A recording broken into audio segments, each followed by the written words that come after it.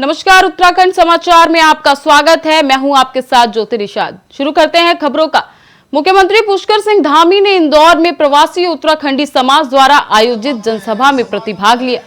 इस दौरान मुख्यमंत्री ने कहा कि उत्तराखंड सांस्कृतिक संस्था की ओर से आयोजित इस एकत्रीकरण कार्यक्रम में आकर ये अभिभूत हुआ है कि उन्होंने कहा उत्तराखंड सांस्कृतिक संस्था द्वारा समाज सेवा के क्षेत्र में अनेक कार्य किए जा रहे हैं।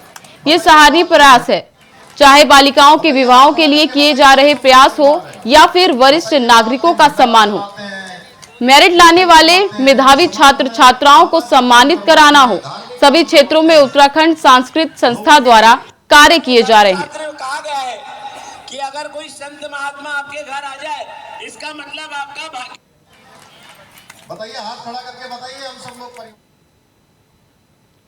बढ़ते अगली खबर की ओर, जहां यूसीसी को लेकर राज्य में एक बार फिर से सियासत गर्म हो गई है, क्योंकि सरकार की ओर से यूसीसी लागू करने के लिए विशेष सत्र बुलाने की बात कही है, जिसको लेकर राजनीतिक गलियारों में किया प्रतिक्रियाओं का दौर शुरू हो गया है। इसी कड़ी में कांग्रेस प्रदेश अध्यक्ष करण माहरा ने कहा, क्योंकि उच्च का ड्राफ्ट अब तक सामने नहीं आया है, इसलिए इसको लेकर कोई टिप्पणी नहीं की जा सकती। लेकिन यूसीसी को लेकर कांग्रेस की कई शंकाएं हैं, क्योंकि यूसीसी एक राष्ट्रीय मुद्दा है, इसका राज्य में क्यों लागू किया जा रहा है। इसके अलावा भाजपा ठीक चुनाव से पहले इस मुद्दे को लाकर हिंदू मुसलमान का नैरेटिव पैदा कर रही है, जबकि हकीकत कुछ और ही है। क्योंकि संविधान निर्माताओं ने सामाजिक विविधताएं बनाए रखने के लिए कई विशेष अधिकार दिए थे, क्योंकि उत्तराखंड में बॉक्सा, थारू, अन्य कई जनजातियां हैं जो सीधे तौर पर यूसीसी से प्रभावित होंगी। ऐसे में कांग्रेस की चिंता है कि इन लोगों को अधिकारियों पर यूसीसी का क्या प्रभाव पड़ेगा।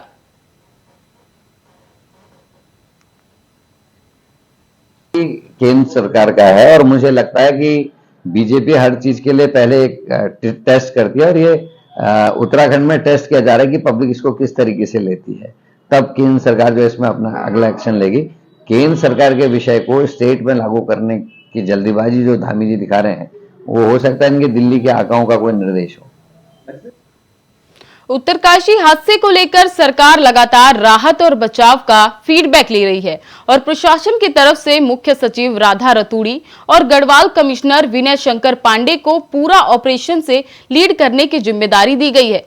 तो वहीं इस घटना को लेकर बीजेपी का कहना है कि सरकार लगातार अलर्ट मोड पर काम कर रही है और जल्द ही हम मजदूर को रेस्क्यू कर लेंगे, जिसको लेकर बीजेपी प्रदेश प्रवक्ता विनय कैथोला ने कहा कि गृह मंत्री और पीएमओ लगातार घटना पर नजर बनाए हुए हैं और जल्द से जल्द सभी मजदूरों को टनल से सुरक्षित बाहर निकाल लिया जाएगा। देखिए, सिलक्यारा सुरंग में सरकार ने मुस्तैदी से वहाँ पे देख रही है और हमारी जितनी भी आपदा प्रबंधन की टीमें हैं वहाँ पर काम कर रही हैं। वहाँ पर टनल को साफ सफाई करने का काम चल रहा है। मलबा भी वहाँ लगातार आ रहा है, लेकिन अंदर जो लोग फंसे हुए हैं उनको प्राथमिकता के आधार पर ऑक्सीजन हो, ये तमाम चीज़ें जो भी उपलब्ध कराने की बातें हैं, वहाँ से जो कोऑर्डिनेशन हो रहा है वो किया जा रहा है। इस पर सरकार ने कमेटी भी गठित की है, जिसमें राधा रतूड़ी और जो कमिश्नर गढ़वाल हैं विनय शंकर पांडे, उनको जिम्मेवारी दी गई है। पल पल की अपडेट मुख्यमंत्री। खबरों में आगे बढ़ते हैं, जहां यमुनोत्री राष्ट्रीय राजमार्ग पर निर्माणाधीन सुरंग में फंसे 40 श्रमिक वहां एक सांस के लिए संघर्ष कर रहे हैं। वहीं टनल के बाहर मौजूद उनके परिजनों और साथी मजदूरों का ध्येय भी टूटता जा रहा है। इस दौरान हमारी संवाददाता अंजना ने पीड़ितों के परिजनों से बात की है। से 72 घंटे से ज्यादा का समय बीत चुका है और यहाँ पर मैं जो उत्तरकाशी के सिलक्यारा में टनल में फंसे हुए 40 मजदूरों में से एक परिवार के यहाँ के इनके पीड़ित परिवार भी यहाँ पर है। यहाँ से गब्बर सिंह जी है, उनके परिवार के पूरे सदस्य यहाँ पर खड़े हुए हैं। आस पड़ोस के लोग भी लगातार मिलने आ रहे हैं और इनसे हम जानना चाहते हैं कि कब आखिरी बार आप लोगों की बात हुई थी और जब बात हुई थी तो क्या उन्होंने कहा था और कब तक आने के लिए बात कही थी उन्होंने। नमस्ते मैडम, इनके साथ शनिवार को बात हुई थी और थोड़ा सी देर हुई बात, उसके बाद नहीं हुई। सुबह फिर इन्होंने कॉल लगाया 5 बजे तो फ़ोन नहीं हुआ। तो ये हमारे पास यहाँ पे आई थी पड़ोस में, हम यहीं पे बैठे रहते कभी, तो उन्होंने बोला कि आज फ़ोन नहीं आया भाई का। तो मैंने सोचा कि चार्ज नहीं होगा, फ़ोन ऐसे होगा, थोड़ा बैठे रहे। फिर दिन में 2 बजे आए हम जब, तब इसने हाल समाचार बताया कि भैया का फ़ोन नहीं लग रहा है। तो हम भी लोग चिंता में हैं, क्या बोले। और 80 घंटे हो गए अभी तक उनको बाहर नहीं निकाला। जिस तरह से हमारे साथ उनके सिस्टर और पड़ोसी लोग भी जुड़े हुए हैं, आप देख सकते हैं किस तरह से वे लोग परेशान हैं अपने परिजन के लिए, यहाँ तक कि वो रोने भी लगे हैं। और इसके साथ में हमारी उनकी वाइफ भी खड़ी है, उनसे भी हम जानना चाहते हैं क्या उनके इस टाइम पर किस तरह से वो रह रही हैं। मेरे आदमी ने मेरे से शनिवार को रात को 8 बजे बात की थी। रात को 8 बजे से बात हुई, उस टाइम से बात नहीं हुई। तो मेरे सरकार से यही गुजारिश है कि उनको जल्दी से जल्द जितने भी साथी हैं उनको सबको बाहर निकाला जाए, जितने भी साथी हैं उनको बाहर निकाला जाए। मेरे सरकार से यही गुजारिश है। और मेरे घर में मेरे बच्चे हैं, मेरी सास है, वो हम सब परेशान हो रखे हैं। घर में उनकी सिस्टर भी आ रखी है, वो भी परेशान हो रखी है। बेटा गया हुआ, बेटे से क्या बात मेरा हुई? बेटा जा रखा हुआ, बेटे से बात हुई थोड़ा कि पापा ने बोला कि ठीक है, हम थोड़ा घर में मम्मी को बताने के हम सब ठीक हैं। जिस तरह से मेरी गब्बर सिंह जी की वाइफ से बात हुई है, उनका कहना है कि बेटा मेरा गया हुआ है और बेटे की पापा से अपने बात हुई है। उन्होंने मतलब थोड़ा सा उनको आश्वासन दिया है कि हम लोग सुरक्षित हैं, लेकिन लगातार जिस तरह से हमारे साथ में उनका छोटा बेटा है वो भी काफ़ी परेशान है और लगातार सरकार से गुहार लगा रहा है कि किसी भी तरह से मेरे पापा सहित जितने भी वहाँ पर फंसे हुए सभी को बाहर निकाल लिया जाए। मेरा सिर्फ सरकार से हाथ जोड़ के विनती है कि मेरे पापा और मेरे पापा के साथी सबको बाहर निकाला जाए। जिस मंत्री का बेटा फंसा होता तो उसे वह जल्द से जल्द बाहर निकाल देते।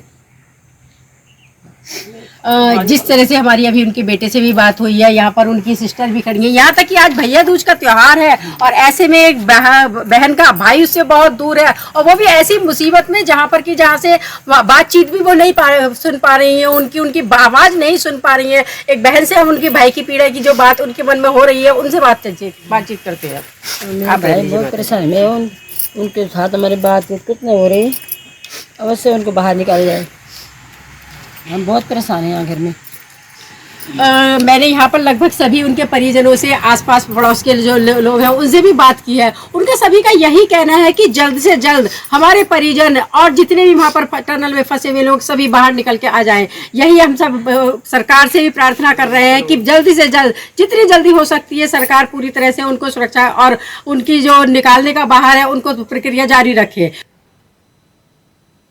उत्तरकांची के सिलिक्यारा टनल में भूस्खलन के कारण फंसे मजदूरों को निकालने के लिए रेस्क्यू अभियान जारी है।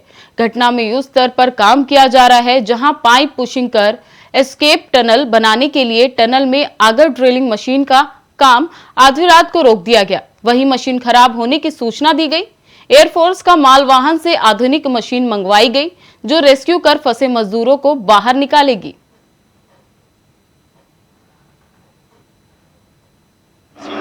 नहीं करने दिया, काम की आवश्यकता थी, ऐसा नहीं है काम नहीं करने दिया। काम तो हम पिछले 36 घंटे से कर ही रहे थे कंटिन्यू, लेकिन हमारी जो मशीन थी उसकी स्पीड थोड़ी इनको कम लगी, तो हमसे भी इन्होंने 1-2 बार पूछा, तो हमने कहा जी आपको हम एड्रेस देते हैं, आप उन लोगों से कॉन्टेक्ट कर लीजिए, वहाँ से आपको इक्विपमेंट्स अगर मिल जाते हैं तो आप ले आइए, वो थोड़ा आपका काम फास्ट। ऑलरेडी हमारा काम चल चुका है।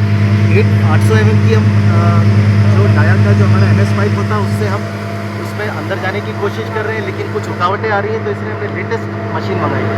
तो वो जैसे ही आ जाती है अगले 1-1.5 घंटे में, तो मुझे लगता है 3 से 4 घंटे में हम अपना पूरा मशीन को इंस्टॉल कर लेंगे और काम चालू करेंगे। कोई समय सीमा है सर कब तक निकाला जा सकता है, क्योंकि लोग परेशान हैं, उनके जो साथ रह गया है। देखिए मलबा जो था पहले दिन जो था करीब 30 मीटर हम लोग अंदर थे, लेकिन क्या होता है जितना हम अंदर जाते हैं उसको छेड़ते हैं, बहुत फ्रेजाइल है, वापस उतना ही आ जाता है। तो मलबा कितना निकला अभी उस पर हम नहीं जा रहे हैं, हमको ब्रेक थ्रू करना है थ्रू MS स्टील पाइप, तो हम उसमें कोशिश कर रहे हैं। तो अभी 2 से 3 मीटर हम अंदर जा चुके हैं, लेकिन जैसे ही ये मशीन आएगी इसका रेट ऑफ जो पेनिट्रेशन है वो ज़्यादा है, वो कम से कम 5 से 4 मीटर 1 घंटे में करेगा। फिलहाल खबरों में आगे बढ़ने से पहले लेंगे एक छोटा सा ब्रेक। ब्रेक के बाद स्वागत है आप सभी का। बढ़ते हैं खबरों में आगे, जहां एयरफोर्स के 3 विशेष विमान 25 टन भारी मशीन लेकर के आ रहे हैं, जो बलमे को भेद कर स्टील पाइप दूसरी तरफ पहुंचाने में मददगार साबित होगी। इस मशीन के जरिए प्रति घंटे 5 मीटर मलबा निकाला जा सकेगा। आज शाम इस मशीन के जरिए काम शुरू कराने की कोशिश की जाएगी। अब नॉर्वे और थाईलैंड की विशेष टीमों की मदद ली जा रही है। रेस्क्यू टीम ने थाईलैंड की उस रेस्क्यू कंपनी से संपर्क किया है जिसने थाईलैंड की गुफा में फंसे बच्चों को बाहर निकाला था। नॉर्वे की एनजीआई एजेंसी से भी संपर्क किया जा रहा है, जिससे सुरंग के भीतर ऑपरेशन में विशेष सुझाव किए जा सके। भारतीय रेल, आरवीएनआई, राइट्स एंड इकॉन के विशेषज्ञों से भी सुरंग के अंदर ऑपरेशन से संबंधित सुझाव लिए जा रहे हैं।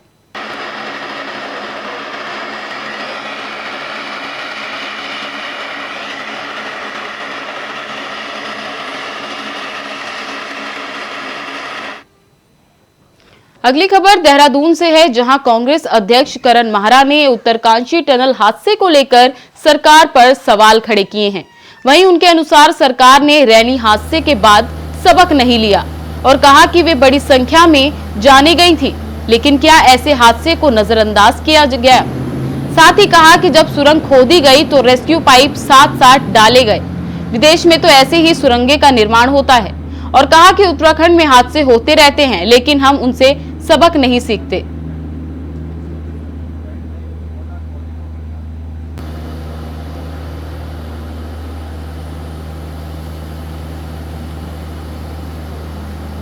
सरकार कहती है, करती कुछ नहीं है। हमने बाढ़ में देख लिया, हमने प्राकृतिक आपदा में देख लिया, चमोली में करंट लगने से 17 लोग मरते हुए देख लिए, गौरीकुंड में 23 लोगों को बह के मरते हुए देख लिया, 40 लोगों को चट्टानों के नीचे दब के मरते हुए देख लिए।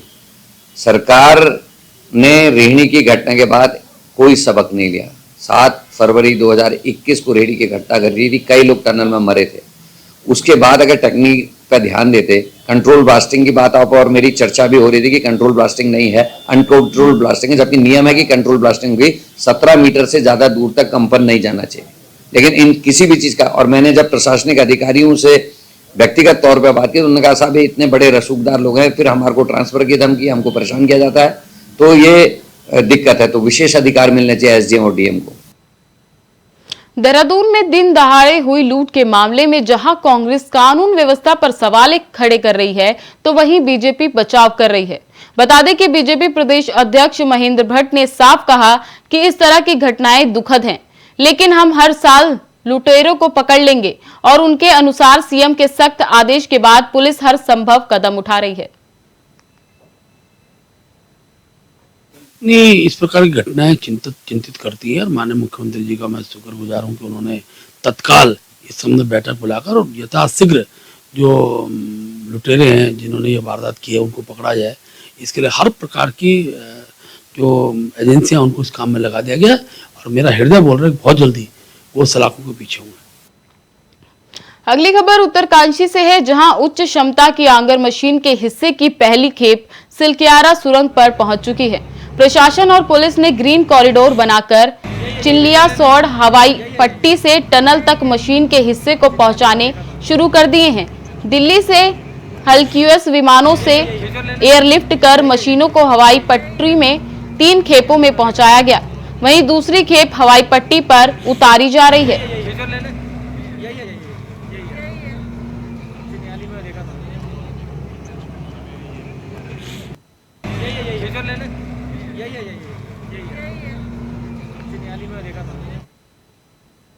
टीम इंडिया के पूर्व कप्तान क्रिकेटर महेंद्र सिंह धोनी अपनी पत्नी साक्षी के साथ बुधवार को अपने गांव लालबी अल्मोड़ा पहुंचे। इस दौरान गांव पहुंचने पर ग्रामीणों ने उनका स्वागत किया।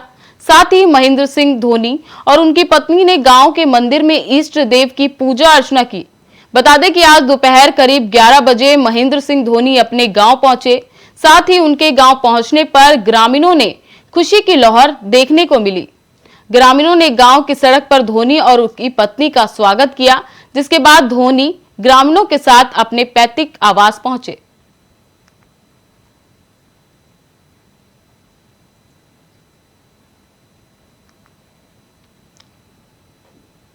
अगली खबर की ओर बढ़ते हैं, जहां पिथौरागढ़ में डीडी हाट में अस्पताल की कर्मियों में खिलाफ 91 दिन से आंदोलन चल रहा है, जिसको लेकर मुख्यमंत्री से मिलने पहुंचे आंदोलनकारी को पुलिस ने गिरफ्तार कर लिया। बता दें कि सीएम धामी जौल जीवी में मेले का उद्घाटन के लिए पहुंचे थे, तो वहीं आंदोलनकारी उनसे मिलने का मन बनाया और जैसे ही आंदोलनकारी अस्कोट के समीप पहुंचे तो वहां पर उत्तराखंड पुलिस ने उन्हें वहीं रोक दिया और उन्हें वहां से उठाकर कनाली छीना थाने में पहुंचा दिया। तो वहीं आंदोलनकारियों का कहना है कि हम मुख्यमंत्री से कोई विरोध करने नहीं जा रहे, केवल डीडी हाट अस्पताल में हो रही जो अव्यवस्थाएं हैं उसके तहत शिष्टाचार भेंट के लिए मुख्यमंत्री के पास जा रहे हैं, लेकिन उत्तराखंड पुलिस नहीं मानती है। साथ ही उनका कहना है कि स्थानीय प्रशासन और उत्तराखंड सरकार के दबाव में ये दंडात्मक कार्यवाही हमारे खिलाफ की जा रही है। अरे इस गाड़ी में बैठो, सिपाही बैठो, उस गाड़ी में बैठो, बैठो, पीछे बैठो, बैठो उसमें, चाबी नहीं है। उत्तराखंड के रामनगर में विश्व प्रसिद्ध कॉर्बेट नेशनल पार्क का ढकाला जोन बुधवार को पर्यटकों के लिए खोल दिया गया, जहां अब पर्यटक इस जोन में डे विजिट के साथ रात को भी आराम कर सकेंगे। बता दें कि स्थानीय विधायक दीवान सिंह बिष्ट और पार्क के निदेशक डॉक्टर धीरज पांडे ने रिबन काटकर और हरी झंडी दिखाते हुए उद्घाटन किया, पर्यटकों के कैंटर वाहन को रवाना किया। और बता दें कि बरसात के दौरान 15 जून को हर साल ढकाला जोन बंद कर दिया जाता है और 15 नवंबर को खोल दिया जाता है। तो वहीं पार्क निदेशक डॉक्टर धीरज पांडे ने जानकारी देते हुए बताया कि पार्क प्रशासन द्वारा सभी तैयारियां पूरी कर ली गई हैं और इसके बाद इसे खोला गया है। साथ ही उन्होंने ये भी बताया कि इस पार्क के अंदर ड्रोन के माध्यम से निगरानी की जाएगी और पार्क के नियमों का उल्लंघन करने वालों के खिलाफ कार्यवाही की जाएगी। देखिए, कॉर्बेट टाइगर रिजर्व का प्रमुख टूरिज्म जोन ढकाला आज खोल दिया गया है। जो अंदर रोड्स हैं और जो अवस्थापना संबंधी हमारी सुविधाएं जो टूरिस्ट को उपलब्ध कराई जानी है उसकी तैयारियां पूरी कर ली गई हैं। इस वर्ष टाइगर साइटिंग भी बहुत अच्छी हुई है अन्य जोनों में, और कॉर्बेट टाइगर रिजर्व का जो ढकाला जोन है इसमें भी अच्छी टाइगर की प्रेजेंस देखी गई है। तो हमें उम्मीद है कि जो टूरिस्ट अंदर जा रहे हैं उन्हें वन और वन्यजीव संरक्षण का एक अच्छा अनुभव प्राप्त होगा। और उसके साथ साथ हमारी कोशिश ये भी है, क्योंकि अभी लगभग 30% क्षेत्र जो है वो पानी से कालाघाट डैम के पानी में डूबा हुआ है, तो टाइगर्स और हाथी एक लिमिटेड क्षेत्र में सिमटे हुए हैं। हमारी कोशिश है कि इस वर्ष पूरे क्षेत्र की निगरानी ड्रोन के माध्यम से भी की जाए। अगली खबर की ओर बढ़ते हैं, जहां हरिद्वार में राजाजी टाइगर रिजर्व के गेट सैलानियों के लिए खुल गए हैं। बता दें कि बुधवार को सभी पर्यटक गेटों को सैलानियों के लिए खोल दिया गया, जिसके बाद पार्क की चीला, रानीपुर, मोतीचूर और महेंद्र में अब सैलानी जंगल सफारी का आनंद उठा सकेंगे। बताया जा रहा है कि पार्क की मोतीचूर रेंज में वन्य जीव प्रतिपालक प्रशांत हिंदवान और कुमारी पूर्णिमा ने रिबन काटकर इस सीजन की जंगल सफारी का शुभारंभ किया और सभी वन कर्मियों ने विधिवत पूजा अर्चना कर सफारी की शुरुआत करी। तो वहीं सुबह से ही सैलानियों की आमद से पार्क महाकामा में खुशी में नजर आ रही है, जिसको लेकर वन्य जीव प्रतिपालक प्रशांत हिंदवान ने कहा कि यहां पर कॉर्बेट टाइगर रिजर्व से 3 बाघों को लाया गया है। जल्द ही 2 अन्य बाघ भी यहां ट्रांसकुलेट किए जाएंगे। साथ ही इस बार सफारी वाहनों को लेकर भी नियमों को कड़ा कर दिया गया है और सफारी वाहन सेंट्रेशन प्रणाली के तहत संचालित किए जाएंगे। साथ ही साथ सैलानियों की सुरक्षा के इंतजाम भी पुख्ते किए गए हैं। उम्मीद है कि पिछले कुछ सालों के मुकाबले ये साल वन्य जीव पर्यटकों के लिए बेहतर होगा। जैसा कि आप सभी लोग जानते हैं कि वर्षा काल के दौरान हमारा पर्यटन क्षेत्र बंद रहता है और प्रतिवर्ष 15 नवंबर से 15 जून तक ये पर्यटन चालू रहता है। तो आज जैसे 15 नवंबर है तो हमारे राजाजी पार्क के जितने भी पर्यटन गेट हैं वो सब ओपन हो चुके हैं। और जैसा कि आपने देखा पूरे वैदिक मंत्रोच्चार के साथ आज हमने मोतीचूर पर्यटन जोन का शुभारम्भ किया है। और हमारी ये उम्मीद रहती है कि पर्यटकों को ज़्यादा से ज़्यादा प्राकृतिक चीज़ों को देखने का लाभ मिले और यहाँ पर जो ट्रांसलोकेटेड टाइगर हैं उसके कारण भी जो है यहाँ पर पर्यटन क्षेत्र को बढ़ावा मिलने की पूरी संभावना है। टाइगर के साथ साथ हाथियों का, लेपर्ड का, कई सारी बर्ड्स प्रजातियाँ हैं, उन सब की भी प्रेजेंस यहाँ पर पर्यटकों को लगातार देखने को मिलती है। और इस बार भी उम्मीद है कि पर्यटक यहाँ से कुछ न कुछ अच्छा लेके जाएंगे। भाजपा के राष्ट्रीय अध्यक्ष जेपी नड्डा ने आज अपनी बुआ गंगा देवी का अस्थि विसर्जन किया। तीर्थ पुरोहित कपिल पराशर ने वीआईपी घाट में पूरे विधि विधान से अस्थि विसर्जन किया। इस दौरान जेपी नड्डा शांति कुंज से हरिद्वार के वीआईपी घाट पहुंचे। शांति कुंज की ओर से डॉक्टर चिन्मय पांडे भी उनके साथ मौजूद रहे। वहीं जेपी नड्डा भी शांति कुंज की वेशभूषा में दिखे। बताया जा रहा है कि गंगा देवी का शांति कुंज से खास लगाव था। आपको बता दें कि सोमवार को भाजपा के राष्ट्रीय अध्यक्ष जेपी नड्डा की बुआ का शास्त्री नगर में निधन हो गया था। जैसा कि आप सब जानते हैं कि मेरी पूज्य बुआ, जिनका कल हृदय गति रुकने के कारण दीपावली के दूसरे दिन सुबह उन्होंने अंतिम सांस ली, वह उनका जीवन, सारा जीवन समाज के लिए और अध्यात्म के लिए रहा। वो हमारी पूज्य बुआ के अंतिम संस्कार हमारे हिमाचल प्रदेश के बिलासपुर के विजयपुर गांव में हुआ और तत्पश्चात मैं यहाँ हरिद्वार में उनके अस्थि विसर्जन के लिए आया था। उनसे हम सब लोगों को बहुत प्रेरणा मिली है और उनकी आत्मा को शांति मिले, इस निमित्त मैं अस्थि विसर्जन के लिए आया था। आज उस कार्यक्रम को हमने पूरा किया है। ईश्वर मुझे शक्ति दे कि मैं इस दुख को सह सकूं और उनके बताए रास्ते पर चलूं। फिलहाल देवभूमि समाचार में बस इतना ही। तमाम खबरों के लिए देखते रहें इंडिया वॉइस। तब तक के लिए नमस्कार।